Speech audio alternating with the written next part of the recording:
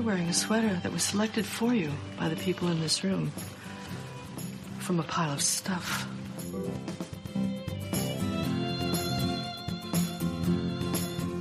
Give me a full ballerina skirt and a hint of saloon, and I'm on board. I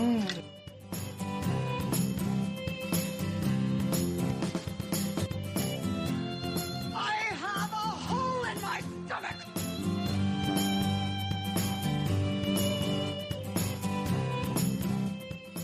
I can't go back. Welcome to the She Became Visible podcast. I'm your host, Renee Steelman. This podcast is my story.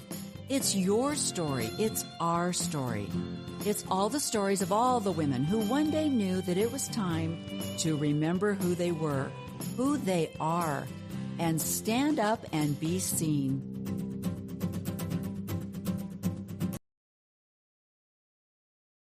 Good day. Hello, everyone. I'm Renee Steelman, the host of She Became Visible. Thank you so much for joining me today. It is a beautiful fall day in Utah, and we are enjoying the ability to actually have seasons. That's one of the things that we gave up when we moved to Arizona. And they have seasons. It's called a little bit cooler and really hot. I don't know if those are actual seasons, but that's kind of what they have in Arizona. And we moved there from the Pacific Northwest, and they have a fabulous fall. And I love their spring and their summer. Their summer is a little wet for me, and the winter is a little bit of an extension of fall without the pretty colors and more rain. So I don't know. I'm really enjoying the beautiful colors here in Utah, and I hope all of you are enjoying fall wherever you are. So let's get into our discussion today. We are going to be talking about cognitive dissonance today. And let me pull up my slides again, because I wanted to. It's one of those things that I had never heard of. I actually never even thought that trying to control two different ideas in my mind was something that could cause me a lot of stress, depression. I didn't really think of it as being that traumatic of a thought process, but come to find out, it actually really is. And let me show you a little bit here. Oh, hello, come back. Come back. Where'd you go? All right. So let's go a little bit to what actually is cognitive dissonance. Now, the dread of conflicting thoughts. I thought, that's another way of talking about cognitive dissonance, because people actually, it's stressful and it's a little bit anxiety causing for people to have these thoughts in their head that they thought everything was going this direction and suddenly it's going another direction, and trying to make sense out of that is really, really hard. So I like this quote, though. I don't know how many of you are familiar with Alexander Campbell, but he was an organizer of the Campbellite Church. And Sidney Rigdon actually came from the Campbellite Church. But this is a quote that he said, which I really liked. He who sets out to find signs and omens will find enough of them. He that expects visits from angels will find them as abundant as he who in the age of witchcraft found a witch in every unseemly old woman. I love that quote, because isn't it true? It's like with cognitive dissonance, I hear people say, and I'm going to reference back to the Faith Restore conference that I went to a couple of weeks ago.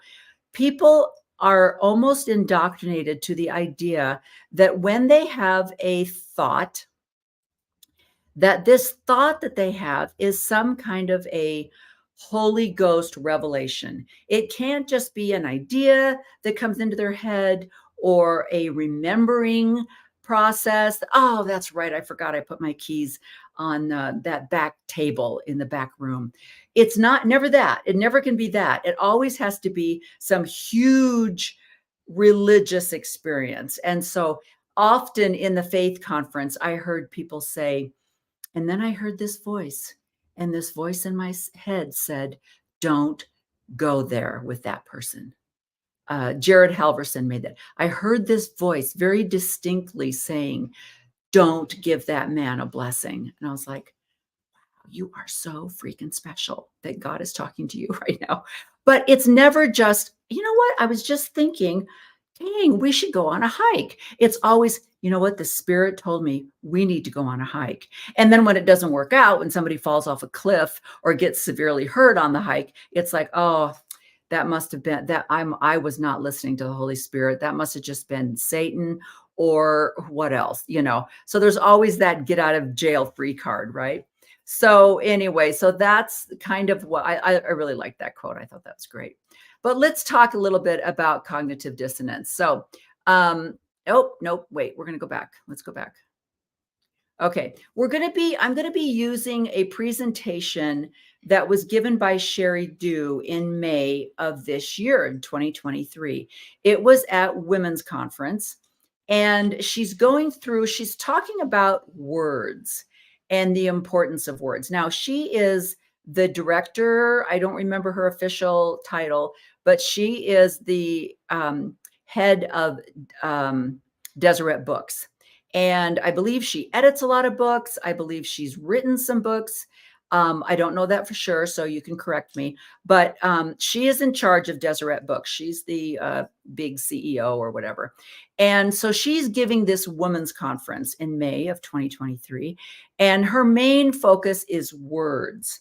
And that's kind of what we're talking about today. Cognitive dissonance is a conflict with either behavior or words that we've heard that we thought this was true, but that doesn't seem to be true. And so that's kind of what we're talking about today. So let's get into it. I have, oh dang, did I put her slide up? Let me see if I put her slide up, because I'm going to go to, I found this really, oh, I didn't. Let me see if I can grab her. I've already got quite a few. I'm going to, let me get rid of this, get rid of that one because we don't need that one. And I'm going to see if I can put in this a life coach that I saw. And I really liked what she had to say about cognitive dissonance. So let's go. I think I wasn't able to put her up there because I had too many slides. So let's add her. Let's see where we added her. Where did you go? Where did we stick? All right, let's go here.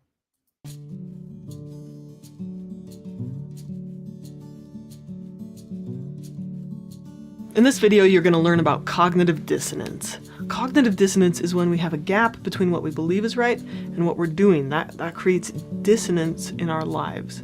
This means that we believe one thing, but we're acting on something else. Dissonance feels like having one foot on one boat and the other foot on another boat. As the two boats, as our actions and our beliefs drift further apart, the more uncomfortable we get. When we have unresolved gaps between our thoughts and our actions, we feel intensely uncomfortable. You can do all the coping and the meditation and the self-care that you can handle, but if you can't figure out cognitive dissonance, you're just not going to feel good. There is no substitute for integrity when it comes to peace of mind. So, for example, Jenny knows that she should exercise more. It's not that she's obese or anything, but her body feels slow and sluggish, and she gets out of breath when she's walking up a flight of stairs. She knows that she would feel better if she worked out. And each day that she doesn't exercise, she feels a tinge of disappointment and guilt. Now, dissonance makes us feel bad. Dissonance makes us feel unsettled or guilty or uncertain. Dissonance makes us feel fake or bad about ourselves. And this feeling isn't just in our minds, it creates measurable physical tension. And this isn't a bad thing, right? Discomfort can help us be motivated to change. This is strongest when it has to do with a belief about ourselves. So, for example, the thought, I value kindness, paired with the action, oh, I just punched someone in the face, is going to bring on some pretty strong feelings of regret and guilt and disappointment. Okay, so her name is Emma. And I really encourage you to look her up on YouTube. I'll put a link somewhere that links you to her. She has a podcast, And I believe she's on a lot of other social medias, but I just really like the way she presents. And sometimes that makes a difference. It's sometimes the podcasts that we listen to or the YouTubes that we listen to, it's really not a matter of the information. It's a matter of a personal choice. And I like her presentation. I like her voice. I like a lot of things that she does. And I just really liked her. Now, let me see if I'm going to see, I might see, I've got so many slides up there that it's not allowing me to put all of the ones that I wanted to up at the same time. So it means I have to find them one at a time. So let me find the other clip that I made with Emma, because I really liked what she had. Oh, go back. I liked what she had to say about cognitive dissonance. And it's got to be up here closer to the top because never mind. All right. All right, we'll let it go. Anyway, I think she explained it. And what I like what she said was, she said, you can pray, you can meditate, you can do all of these things, but unless you bring this division into some kind of a solution, you're going to be living with this dissonance. And I think that is more true when she gave as an example the thought that someone should exercise. Let's say, oh, I know I should exercise more. My doctor said I needed to exercise more. But I don't really like to exercise. And, it makes me sore afterwards. And every day you've got that constant thing in your head where you should do this. You either have to start exercising, or you need to come to the conclusion that you don't care. That I don't care if exercise is good for me. I'm not going to do it anymore. And then you can move on. That's how you resolve cognitive dissonance, is coming to some kind of solution. Now, when you're talking about a fundamental or high demand religion, it's even worse. The conflict in your mind is even worse, because it's not just about sacrificing, let's say, the idea that you should be exercising. Or another example that she gave was, she knows, let's say you are a smoker and you know that smoking is bad for you, but you really enjoy it. So you either come to the conclusion that you don't think it's that bad for you, or maybe it's bad for some people, but it's not that bad for me, and I'm just going to continue to do that.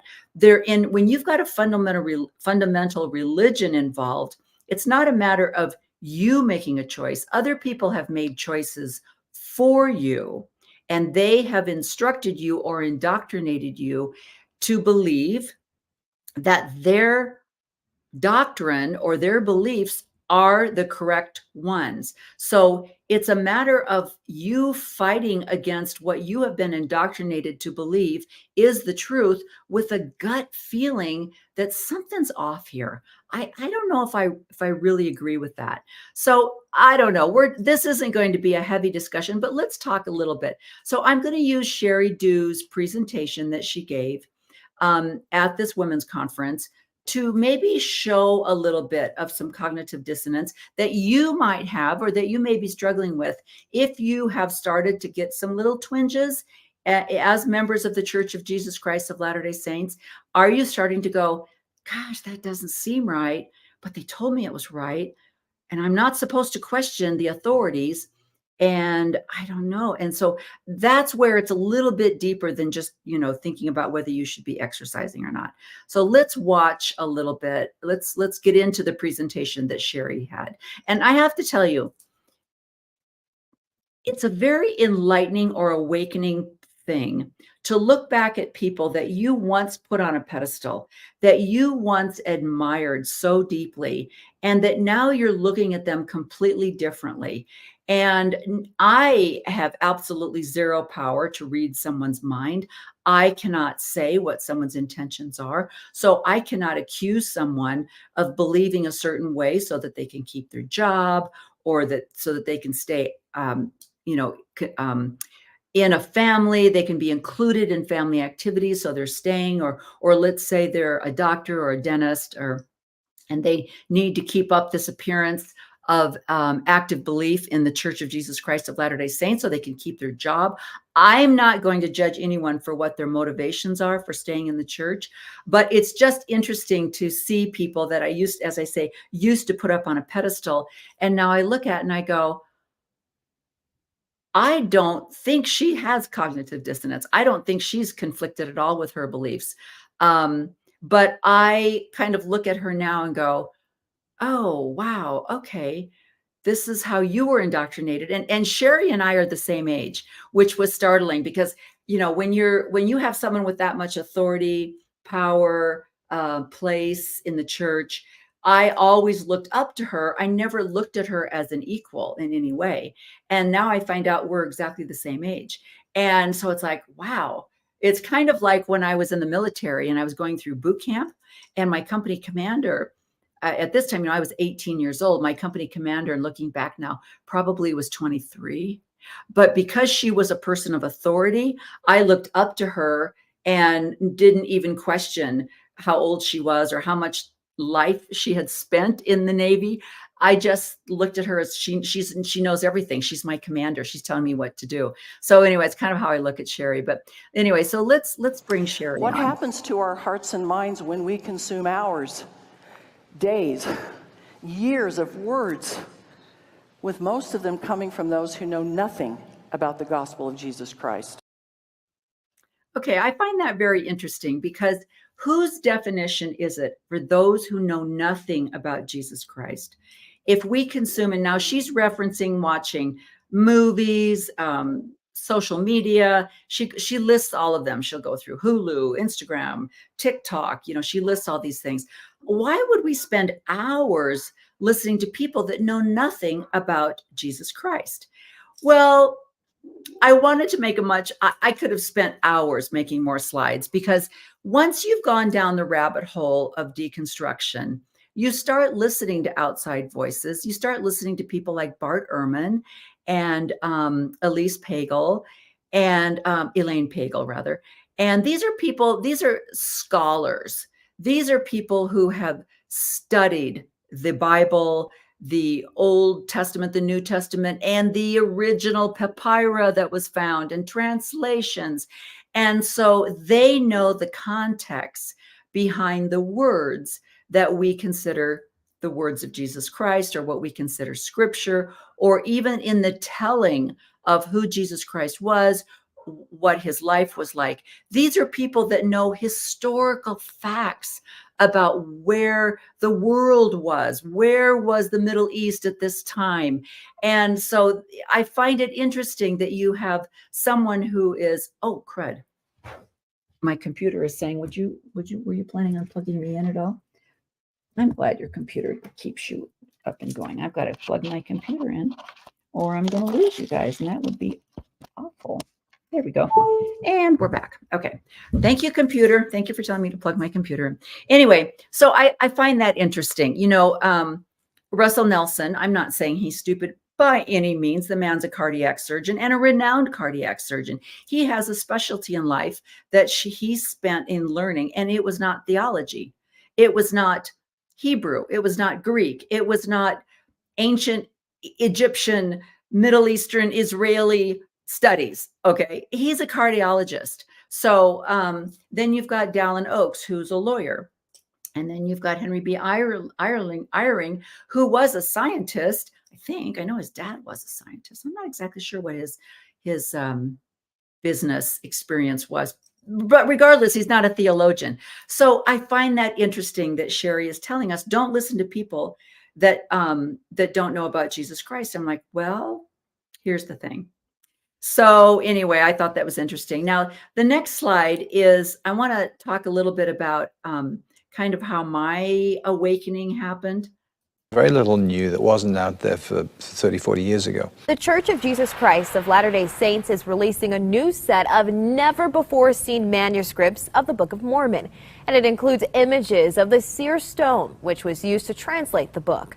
Today, you can view it for yourself. Good for Utah's Brian Carlson has the story. For the first time after nearly 200 years, people can view a very important piece of LDS church history. This is what's called the seer stone. Before today, only a select group of people have ever seen it. Back in the 1820s, church founder Joseph Smith likely used it to translate the book. It's very difficult to keep the line between the past and the present. Do you know what I mean? It's awfully difficult. And this. It's awfully difficult to keep the line between the past and the present. When I found out about the seer stone, it blew my mind and it blew my belief because it had been hidden, as this news reporter said. And now don't even try to pull this. Oh, in 1967 they published it in the Ensign. No, I'm not even going to go there, because when you are in an organization, I'm not going to use the C word, but when you are in an organization that completely monopolizes your time and your thoughts and your lifestyle and your and even your choice of roles in the world, when you belong to an organization that controls what you will be, who you will be, what you will eat, who you will associate with, what you will read, what you will watch, who you will listen to, that whole we published it in The Friend, and I don't know, in 1963, and the back of it was hidden behind a picture of Joseph. I don't know, whatever excuse it is that they give. No, I'm sorry, unless you stand at the pulpit at General Conference broadcasting to the world this information, do not say, we've always told you that. That's called gaslighting, people. So yeah, sometimes it's hard to separate the past from the present. But when I found out about the seer stone, I was like, what else have you been lying about? What else don't I know? And that's kind of what happens. So there is an example of cognitive dissonance, because I believed the story. I believed that an angel appeared to Joseph Smith. Now, I like the reference that I forget who it was, but someone said, did anybody ever think about the fact that Joseph Smith lived in a very small house with, I don't know, 4 or 5 siblings, mom and dad, they're all living in the same room. And yet an angel appeared to Joseph Smith and nobody else woke up. Nobody else saw it. My whole room lit up like noonday sun idea was like, well, it didn't wake anybody else up. Were they put into a coma? And I remember when someone said that, and I thought, there again, there's an example of cognitive dissonance, because I was like, I never thought about that. You know, because we live in modernity, we think, oh, Joseph Smith was up in the 3rd bedroom by himself, and this angel appeared and everybody else was asleep in the house and they didn't know. He lived in like a cabin, you know? And so the idea that this happened and nobody else saw it or heard it, or he didn't like wake up and scream because there was an angel in his room, never even occurred to me. I just went sailing along. Yeah, okay. The angel appeared. And then, oh, okay. That makes it. And then gold plates. All right. And you have a picture because there's a picture of Joseph Smith with the gold plates. That verifies it. I mean, it was not a photo, but it was the picture that was sanctioned by the church, right? So you're like, yeah, that, okay, that makes sense. So I find out about this hat, this rock and a hat. What the heck? Come on. Blew my mind. And here's the cognitive dissonance. It started me down the rabbit hole, but just like a lot of other people, especially people my age, Martine Smith and I have become good friends, and everything she says, I'm like, yeah, me too. Yeah, me too. Yeah, that's what I did. Yeah, me too. We're exactly the same age, and same age as Sherry do. And so it's interesting that you just brush things off. You just believed things until you believe, well, okay, I'll just go with that. But the Book of Mormon is still true. And Joseph Smith was still a prophet, but okay. And then you get a little bit further and you're like, yeah, that doesn't make sense either, right? So, all right. So that's kind of where we're at. And you guys, I can't go without showing you this. Yes, it will. And in terms of haunting you, I say, boo. That's pretty scary. But I don't think I'm going to give that up. Even when October is over, I think I'm going to keep that forever because I love it. It's a side of Dallin Oaks that you don't see very often. And it's just kind of appropriate, right? So let's look at another example of what Sherry has to say to all of us, women at Women's Conference. I spent much of my life dealing with words. I've had the privilege of being the publisher for many of the most articulate, most faithful minds in our culture. And I've learned 2 things from this. First, that words are powerful. And second, that the Lord cares about words. And he always has. Perhaps in part because of these words, quote, "In the beginning was the Word, and the Word was with God, and the Word was God," close quote. One of the names of Jesus Christ is the Word. Okay. You guys, I know where you're going because this is exactly where I was going. I was going to find the clip of Holland saying, maybe we need a little bit more musket fire, because there were so many people that defended that statement. Everyone knows where he was going with that. Obviously, Jeffrey Holland was not literally suggesting that people go pick up guns and go to the streets. I know that. Everyone knows that. But it's the idea, it's the meaning behind those words that everyone understood. And words do make a difference. And so I wasn't going, I don't know. I just thought I don't have time. I'm not going to bring that up. But let me show you someone else's words. Sorry, even food offends God. I love that. Okay, I know that's a clip, but this whole idea that there is this man, and now this is the prophet. This is the man that Sherry Dew is saying, if you want to hear the words of God, you need to listen to this man. Okay. He's saying that there is some, and I have King Noah. That's who I have envisioned, sitting on this throne up there. And he's like, you're eating a frosted cookie from Swig again? I am offended. Did you not read section 89 of the book of the Doctrine and Covenants? Did you not read my word of wisdom? And I know it doesn't say don't eat Swig or don't drink Diet Coke, or maybe don't make mint brownies a daily, something that you daily eat. I know it doesn't say that, but we're supposed to be the healthiest people in the nation, right? We're supposed to be the people that are going to walk back to Missouri. I don't think they teach that anymore, cognitive dissonance, but we're supposed to be the example. And we're probably, I don't know where I've actually tried to look this up as far as, obesity levels in the United States, or heart disease, or cancer. There's so many of these things that are actually, some of them are just genetic, some of them are just environmental that we have no control over. Other things we have control over. Heart disease, unless you've got a genetic issues, a lot of times heart disease can be controlled by our diet. So we have a word of wisdom. And then there's the Seventh-day Adventists. They have a word of wisdom. They are actually the healthiest people. I have read studies. I think Loma Linda, California has the people that live in that area that are members of this Seventh-day Adventists are the healthiest people in the nation. So, but I love that clip that Jesus is just sitting up there and he's like, well, how dare you? I'm so offended. I mean, he's clutching his pearls, right? So I love that. But let's talk about words. Let's talk about teachings. And I want to specifically talk about this idea. And here's a big cognitive dissonance thought.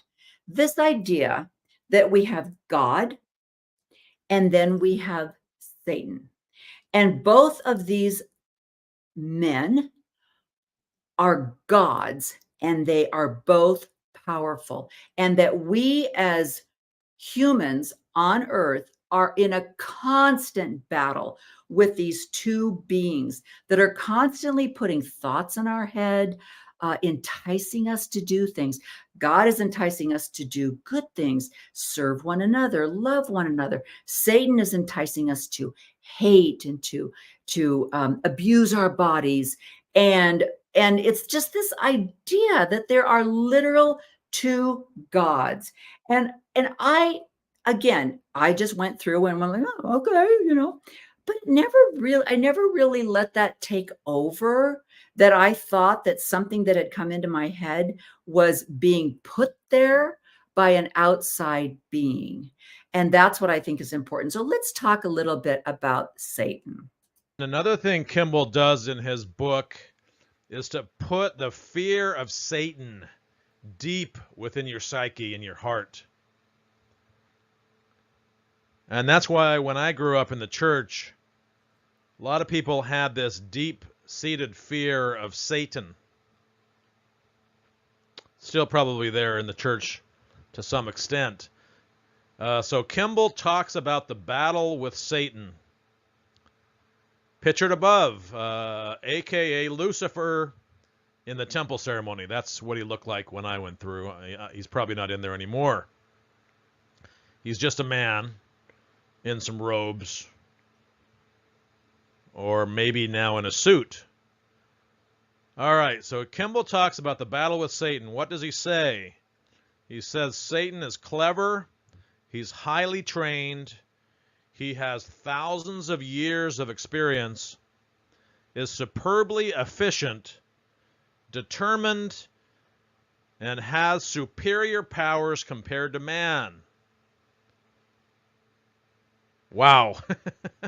I'm scared, very scared of Satan. I'm scared that I can't win the battle against Satan. He's too clever. He has too much experience, thousands of years. He has superpowers. How am I supposed to? Okay, so that's a clip from a YouTube channel, and I will put a link to his channel. That's Kurt. And Kurt does a full YouTube. I can't remember if it goes about 2 hours, but he's especially talking about the book Miracle of Forgiveness that was written by Spencer W. Kimball, who I believe that at the time that he wrote the book was an apostle, but he eventually became the prophet. And that book, when it came out in the 70s, was passed out like candy. I mean, every bishop, every stake president, everybody was giving everybody this book. And it's funny because I did read that book. I read that book in like 1973. And this is what makes me realize why I didn't really suffer with cognitive dissonance, because I am definitely just a go along to get along person. And I don't question a lot. I really wasn't into that maturity level until I was probably in my late 40s, before my mind completely, evolved. And I was able to start going, wait, that doesn't make sense. And I started questioning things. Up until then, I just kind of did what I was told to do, and it worked, right? I had a pretty great childhood considering, and the church was a great social experience for me. And I could really see, I was 12 years old when I joined the church. My family, my father, my biological father was not a member. His family, they were not members of the church. They drank, they played poker at all the family gatherings. They smoked, and they swore every once in a while. And they were the most wonderful people, absolutely amazing people, loving, giving people. And so I don't know, it just wasn't that big of a thing that I had to struggle with. And so, but when I went through the temple at 20, this was the Satan. This was the man that, golly, what was his name? Oh my gosh, I know his name, but you all know his name. And he was the best. I loved him as Satan. He was the best. When they replaced the movie, they made another Adam and Eve and another Satan. I was like, no, you're not good. And this man that played Satan when I went to the temple, he was a Shakespearean actor, so he just had a persona. But I do remember, talk about cognitive dissonance. I remember going to the temple going, okay, but it's like he understands the plan. Why does he understand that, no, you won't die. Your eyes will be open and you will see the difference between right and wrong. I'm like, okay, that's a good thing. I think that's a pretty good thing. And yet he was the bad guy. And then at some point he persuaded Eve to go against God's law, but yet because of her action, they were able to leave the Garden of Eden, and they were able to create, and the world began, and we knew the difference between good and evil, and we could come down and get our bodies. And the whole plan of salvation was in us leaving the Garden of Eden, which meant Eve had to sin. Now, if you're not a member of the church and you're listening to this, first of all, thank you. That's amazing. But second of all, this is seriously what was taught in the temple. That is huge cognitive dissonance. It's like, but he's telling the truth and God is lying. God is saying that you will die. Satan is saying you're not going to die. Calm down. You're just going to realize the difference between good and evil. So that's a good thing. And we're like, okay, but if we do God's way, and why, how sneaky is God? Sneaky as all get out. It's like, well, we'll just tell them that they'll die so they won't eat it, but we want them to eat it. I don't like that idea. Obviously, I left the church because I don't like people lying to me. So anyway, perfect example. And this whole thing with Satan having so much power, more power than God. If that's not cognitive dissonance, I don't know what is. Let's talk about that. Starts with conflict or guilt, and it leads to the patient's delusions that his body has been invaded by some alien intelligence, spirit, if you will. There it is, people. There it is. Isn't that what we say? That your body has almost been inhabited by an evil spirit. Now, do you all recognize that, right? It is the 50th anniversary of The Exorcist. And so this movie came out in 1973, American supernatural horror film directed by William Friedkin, from a screenplay by William Peter Blatty, based on his 1971 novel of the same name.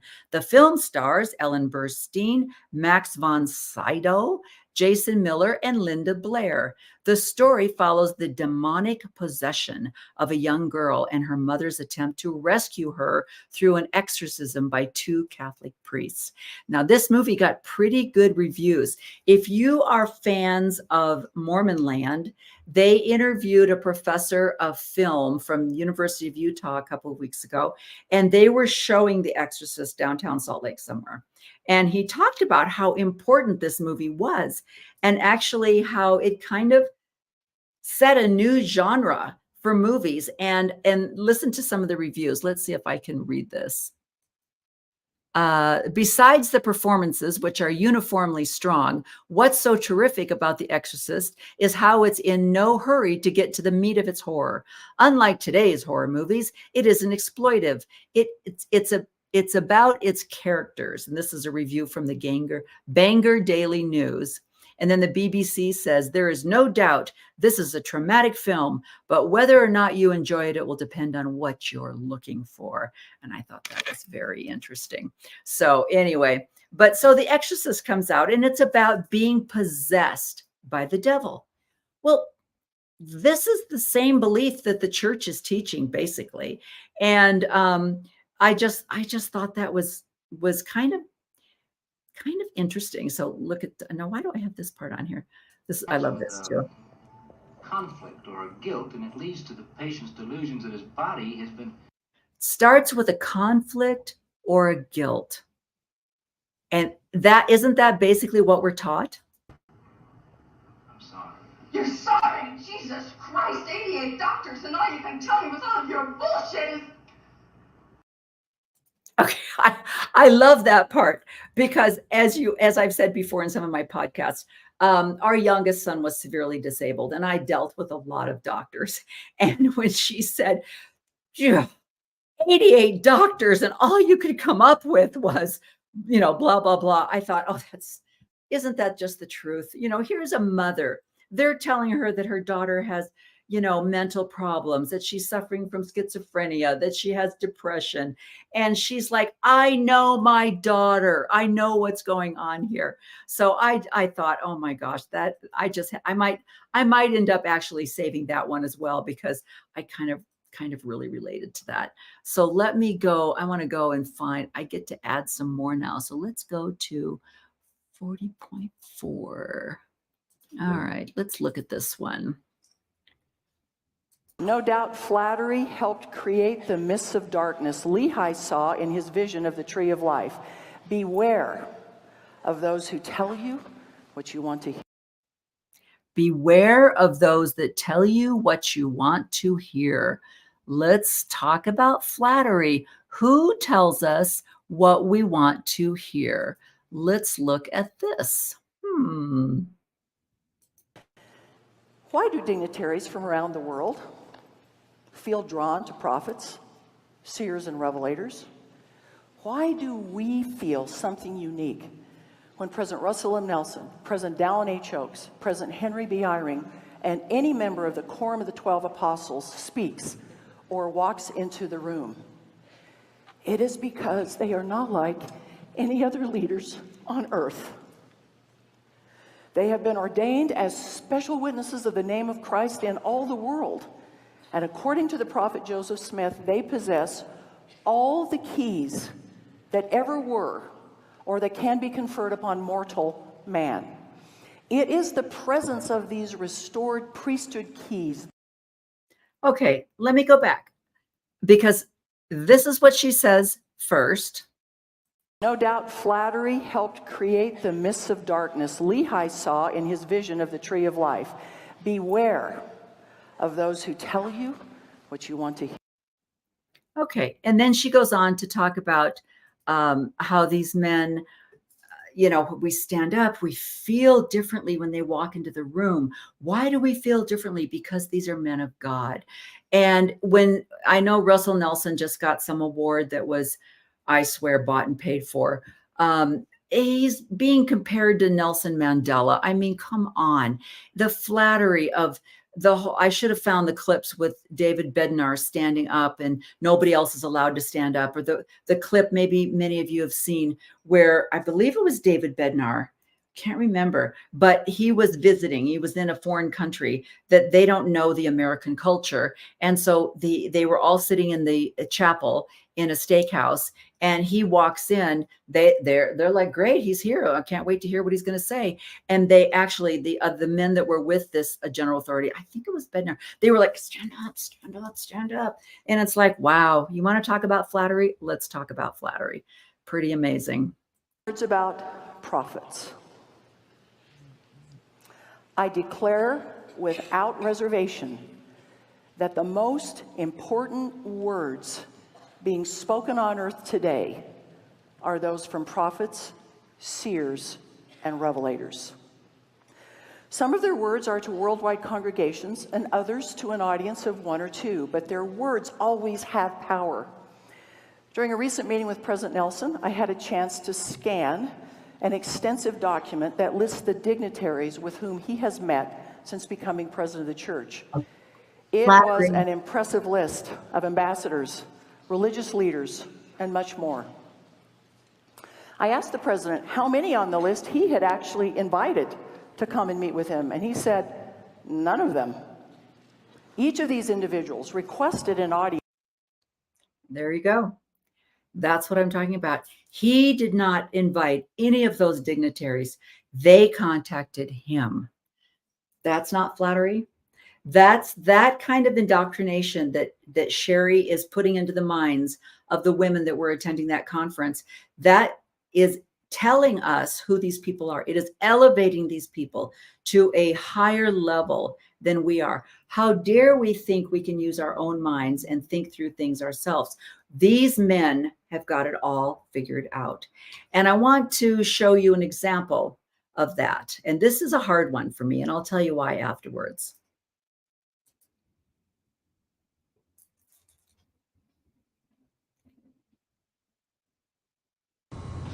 Until 1978, no person of color attained priesthood in your church. Yeah. Why it took so long time to overcome the racism? I don't know. I don't know. I can only say that.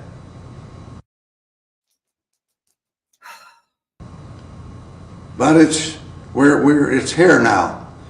We are carrying on a very substantial work in Africa, for instance. We're carrying on a very substantial work in Brazil. We're working among these people. We're developing them.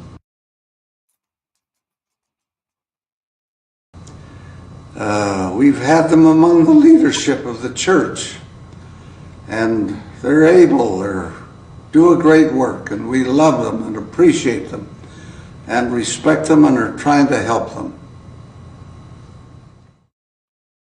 Ooh. Now that was in 2002. So what, 21 years ago? My, how things have changed. Yeah. we're helping them. We're going to help them develop.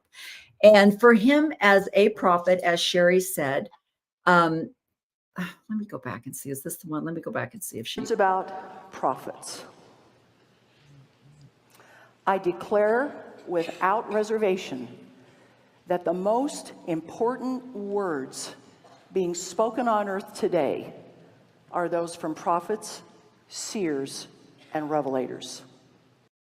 Now, again, that talk was given this year, so 21 years after this talk by Gordon B. Hinckley. But that was the same indoctrination that I received. And it's one of the hardest things when you talk about cognitive dissonance, one of the hardest things has been listening and finding out more facts about Gordon B. Hinckley. I know that Gordon B. Hinckley was in the first presidency under Ezra Taft Benson, Spencer W. Kimball. Now I could be wrong. At least three. Ezra Taft Benson's Monson. No, he was dead. Okay, so yeah, it was Ezra Taft Benson, Spencer Kimball, and I can't remember. Anyway, it doesn't matter. But he was under three presidencies. And all of these men, as they aged, David O. McKay, maybe it was David O. McKay, Ezra Taft Benson, and Spencer W. Kimball. Where did Joseph Fielding Smith come in through there? I don't know. Anyway, these men, as they aged, their mental health was failing. And Monson was carrying the load. And he was having to do a lot of stuff and also put on the facade that everything is fine in Zion.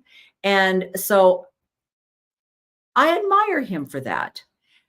And I think he probably struggled a lot. And I would not be surprised if he was not on his knees constantly asking for direction and where he should go.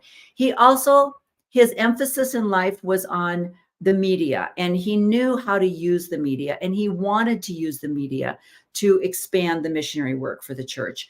And so, but as I had learned more things and I found out about the Mark Hoffman deal and read about when I read David O. McKay's biography by Gregory Prince, and I just found out about the things that were covered up, just hidden. And with the Mark Hoffman case, you know, the money that was given, and I think Steve Christensen, who was one of the victims of Mark Hoffman, he was actually killed by one of the bombs.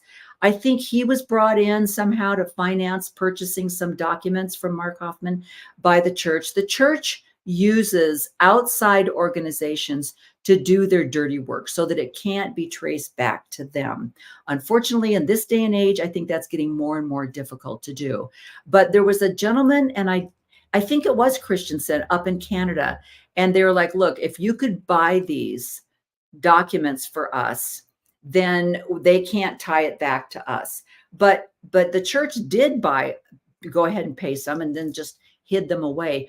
That's not an easy thing to try to make sense out of when you're going through this. That was a huge thing for me.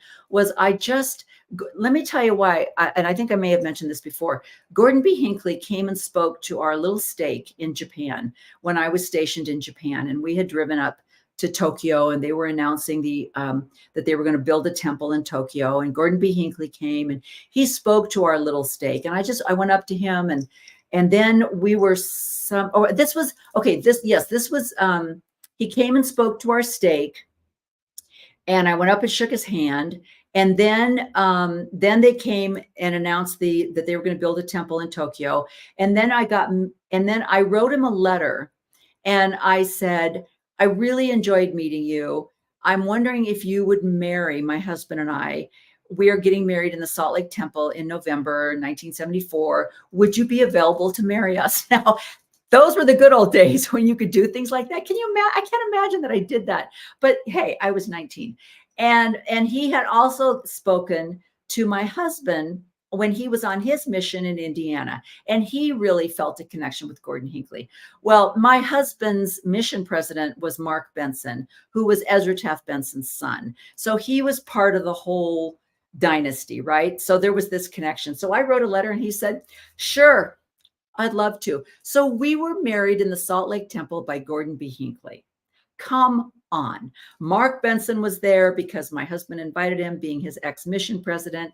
But we didn't really have any idea of the whole dynastic thing. We were just, these are just wonderful men that we really loved, and we were just honored, you know. So I mean, he walked across the street on a nice afternoon, on a Friday afternoon on November 15th, 1974, and said, yeah, whatever, I can do that. I mean, can you imagine? So I've always had this place in my heart for Gordon B. Hinckley.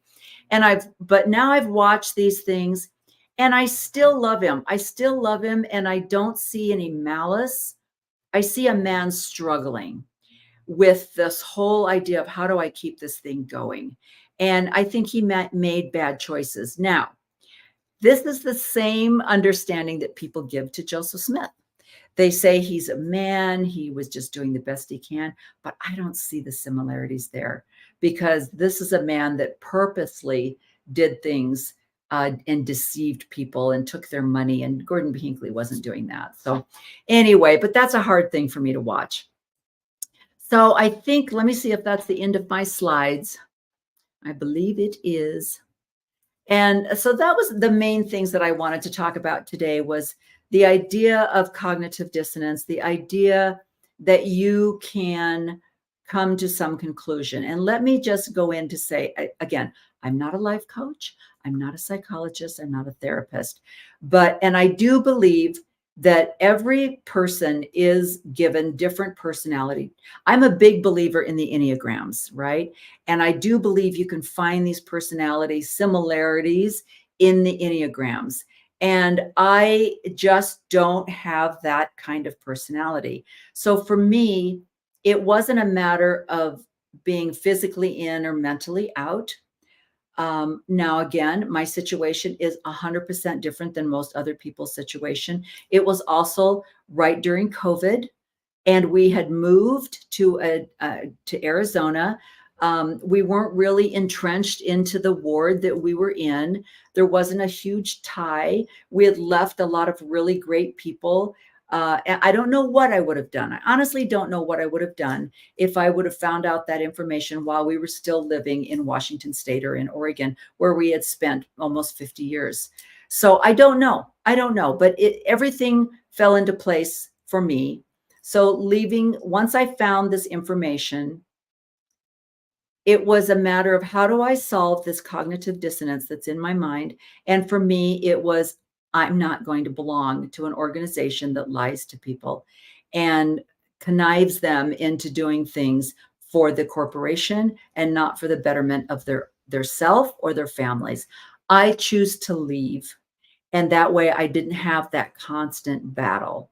So that's kind of how I dealt with it. And I know I would love to hear from you how you have settled this in your mind, how you have come to some kind of peaceful accord in your mind to be able to live with the idea that you're either in an organization that you don't believe in, or that you partially believe in it. And therefore that's what, maybe it's back to Book of Mormon. I don't know if all of these people, I know people who are having a hard time with polygamy.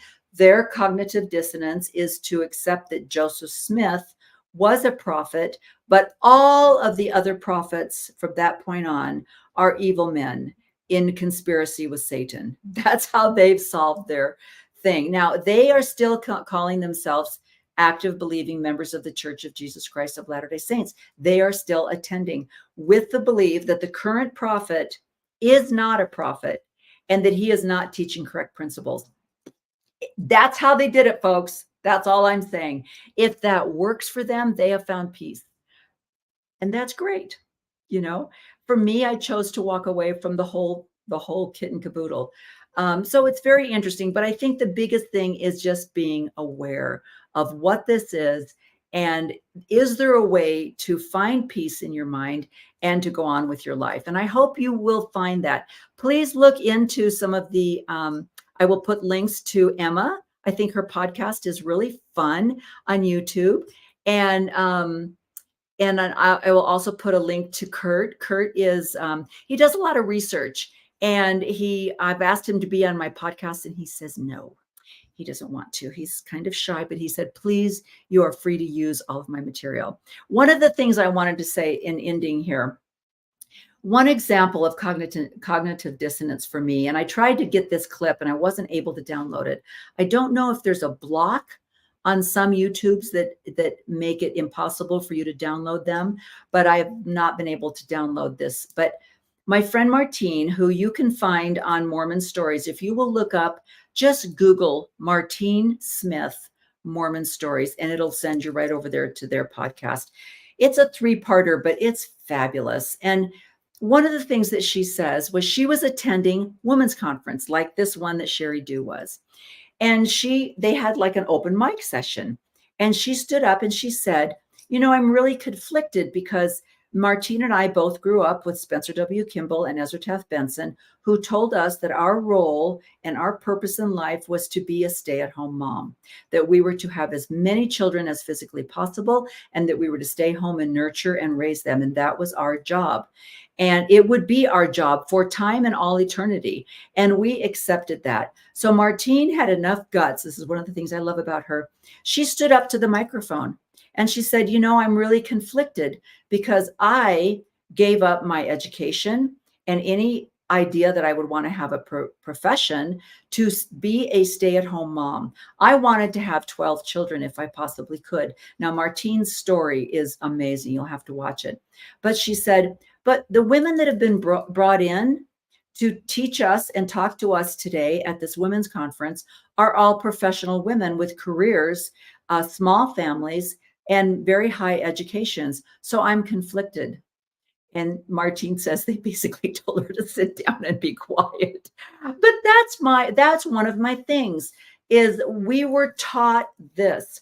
What we saw is this, and that is being continued today. If you look at the women who are in positions of power in the church, small families, educations, and professions, and that is not what we were taught was okay. So if you wonder why there are only 2 or 1 or maybe 3 women speaking at these general conferences, it's because we have not had lifetimes to devote to our careers and our professions like all of these men have. Therefore, we have basically nothing to say but to repeat the words of these men. So anyway, I wanted to find Martine's clip to end with, and I couldn't find it. So I will just leave you with her words. So I hope you enjoyed today's broadcast. It was fun to do. There's so many great people that have done so much research. And if you just, and in spite of what Sherry Dew says, this is not anti anything.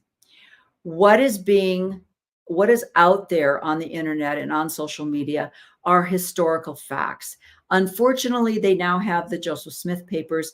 They have history of the church. They have Brigham Young's discourse. They have so many of these things. And most of the information is information taken right out of those sources.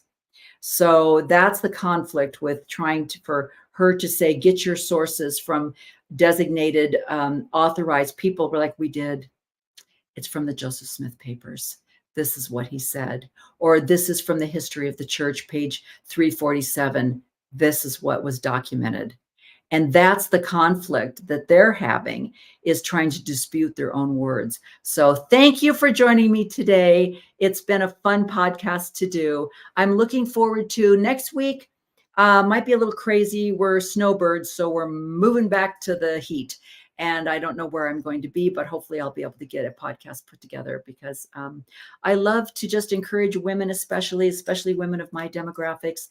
Just stand up, become visible, be yourself, find out who you are and show the world. Have a great day. Bye-bye.